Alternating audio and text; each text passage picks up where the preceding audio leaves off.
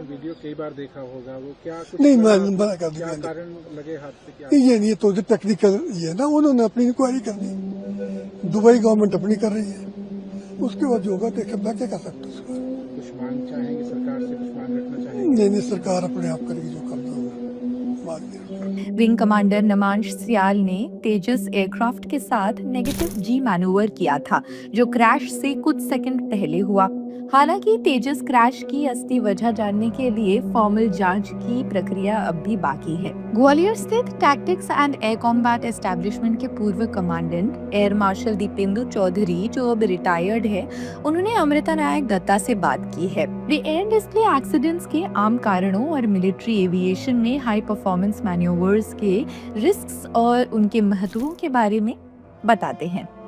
Technical problems, मौसम की हालात जैसे धुंधला विजिबिलिटी और कम बादल, फिर पायलट से जुड़े कई फैक्टर्स जैसे एरोमेडिकल यूसेज, जो हाई जी फ्लाइंग यानी बहुत ज्यादा ग्रेविटेशनल फोर्सेस या जी फोर्सेस के तहत उड़ान में हो सकते हैं।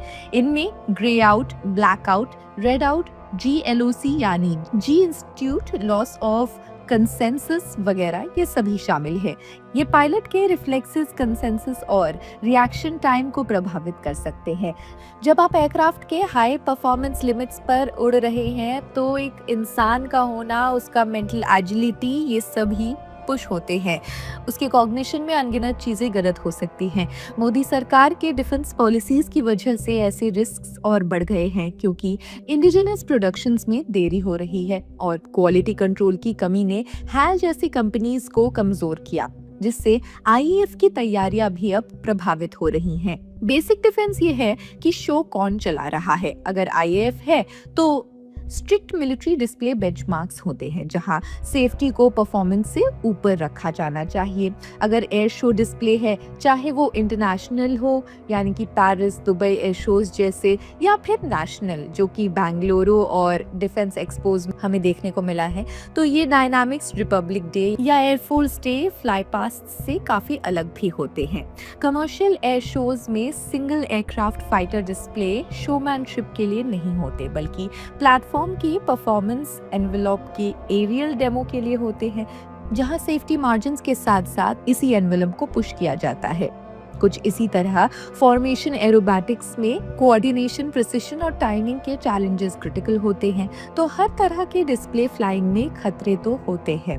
सारे हाई परफॉर्मेंस मैनूवर्स का मिलिट्री एविएशन में कुछ न कुछ कॉम्बैट रेलेवेंस होता है। डिस्प्ले मैनूवर्स को प्रिसिशन के साथ फ्लाई पैरामीटर्स पर स्ट्रिक्टली फॉलो करके किया जाता है, जहां डिस्प्ले और फ्लाइट सेफ्टी का बैलेंस रखा जा सकता है। कॉम्बैट फ्लाइंग में जहां आप एक इंसान और एक एयरक्राफ्ट दोनों की लिमिट्स को जीतने के लिए पुश करते हैं, तो स्टेक्स और हाई होते हैं। हर मैन्यूवर में एयरक्राफ्ट के एरोडायनामिक और स्ट्रक्चरल लिमिट्स के साथ पायलट की फिजिकल, स्पेशल और एरोमेडिकल लिमिट्स भी शामिल हैं, जैसे ट्रेनिंग में या लो ऑल्टीट्यूड्स पर, जहां सेफ्टी और रिकवरी मार्जिन्स बहुत कम होते हैं, चाहे कॉम्बैट एक्सरसाइजेस में हो या डिस्प्लेज में। मोदी सरकार की मेक इन इंडिया पॉलिसी सिर्फ दिखावा साबित हो रही है, क्योंकि तेजस जैसे प्रोजेक्ट्स में सालों की देरी ने IAF की कॉम्बैट कैपेसिटी को कमजोर किया है, और ऐसे एक्सीडेंट्स इसी लापरवाही का नतीजा भी है। नेगेटिव जी मैन्यूवर में चैलेंजेस क्या होते हैं, ये पॉजिटिव जी से कैसे अलग होते हैं? तो बेसिकली पॉजिटिव जी मैन्यूवर्स में पायलट्स को हाई ग्रेविटेशनल फोर्सेस की वजह से सीट में दबा हुआ महसूस होता है, ब्लड पैरों की तरफ जाता है और ब्लैकआउट हो सकता है। नेगेटिव जी मैन्यूवर में पायलट को सीट से बाहर फेंका हुआ महसूस होता है और यहाँ ब्लड सीधा सर की तरफ जाता है और रेड आउट हो सकता है। इससे रिकवर करना आसान होता है अगर आप हाई ऑल्टीट्यूड्स पर हो। लो लेवल्स पर रिकवरी मार्जिन्स बहुत टाइट होते हैं और आसानी से फेटल साबित होते हैं। मिलिट्री पायलट्स जी से डील करने के लिए लगातार ट्रेनिंग करते हैं, चाहे पॉजिटिव या नेगेटिव। फिर भी कभी कभी ये काफी नहीं होता। लो लेवल एरोबैटिक डिस्प्लेस में मिली सेकेंड्स मायने रखते हैं। एवरेज पर परफॉर्म 200 मीटर प्रति सेकेंड की स्पीड से ट्रैवल किया जाता है। 150 मीटर की हाइट पर ग्राउंड से टकराने का रिएक्शन टाइम 1 सेकंड जितना कम हो सकता है, और ये डाउनवर्ड वेक्टर पर डिपेंड करता है।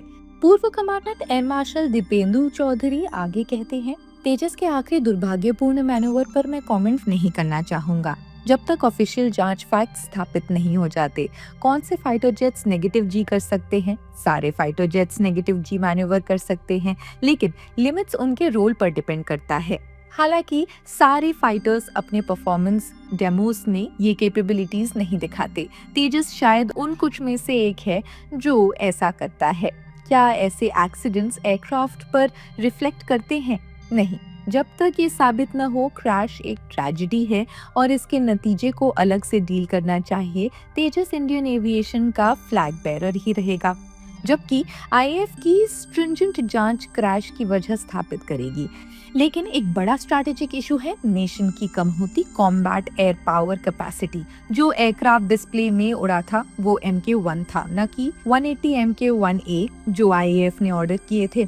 इस केस में HAL पर फोकस इनएविटेबल है।